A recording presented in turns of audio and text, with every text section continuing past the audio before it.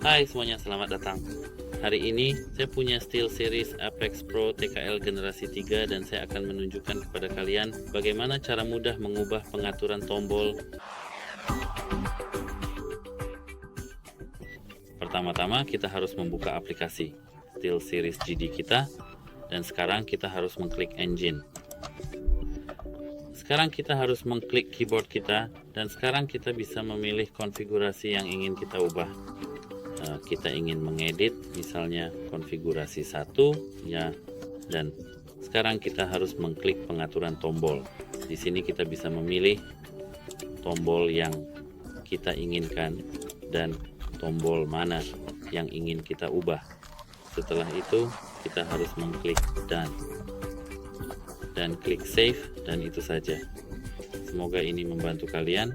Selamat tinggal.